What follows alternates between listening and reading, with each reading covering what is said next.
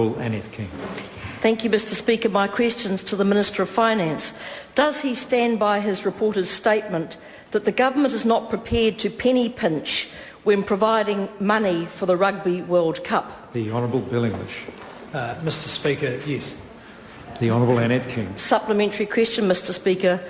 Will he also not penny pinch for children of low-income New Zealanders, like the 3 children of a woman who has long-standing physical and mental health problems, as reported in the New Zealand Herald today, but was refused a food grant by Work and Income because of this government's tough new hardship rules? The Honourable Bill English. Mr Speaker, I understand the facts as represented, some of the facts as represented in the story are incorrect. In fact, the woman was not refused a hardship grant, although she has received a large number of hardship payments in the past.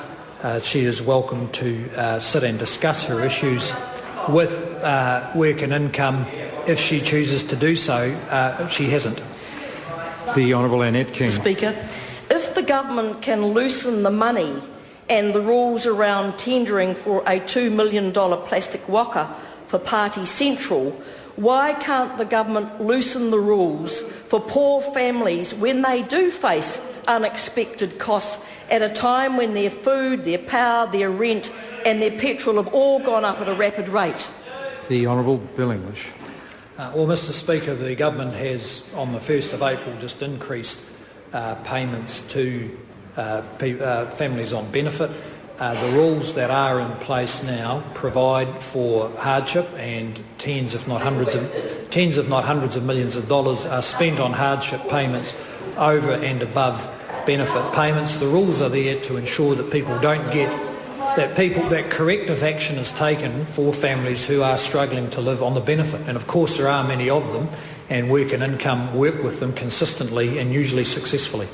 The Honourable Annette King. Mr Speaker, can he tell us what rigorous assessment and evaluation was undertaken by the government to ensure that the plastic waka, which is costing the taxpayers almost $2 million, met his requirement that expenditure must be on necessities and not nice-to-have projects?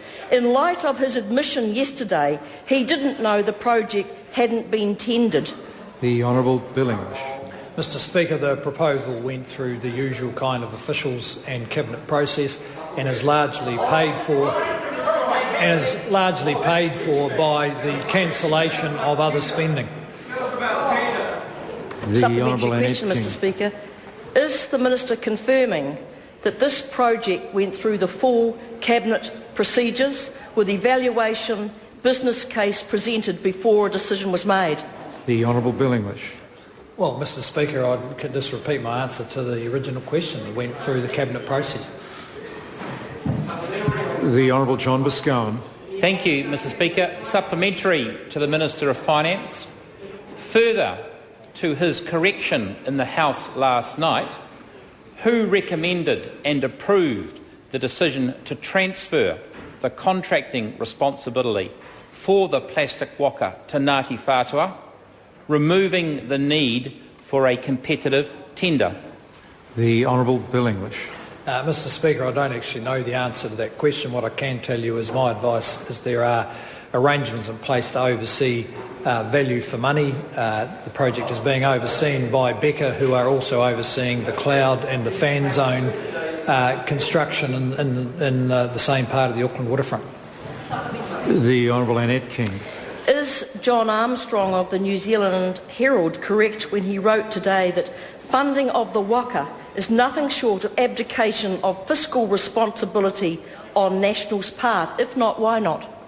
Just before calling the Minister to answer the question, I'd point out he's not responsible for anything John Armstrong might say. But the Minister, I don't want to deprive the Minister from the chance to answer the question. Well, the Minister's not responsible whether John Armstrong's correct or not, but I'm happy for the Minister to answer the question. I'm just pointing out that he's not responsible for that. The Honourable Bill English. Mr Speaker, Mr Armstrong is sometimes right and sometimes wrong. On this occasion he's wrong.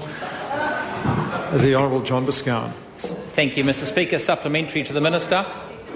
How does he avoid the perception that this is a sweetheart deal to Ngāti Whātua, reinforcing the conclusion that there are two rules in New Zealand with the national-led government. Happy to hand out hard-earned taxpayers' cash to hopeless projects just to keep the Maori Party on side. The Honourable Bill English. Well, Mr. Speaker, that is not correct, and the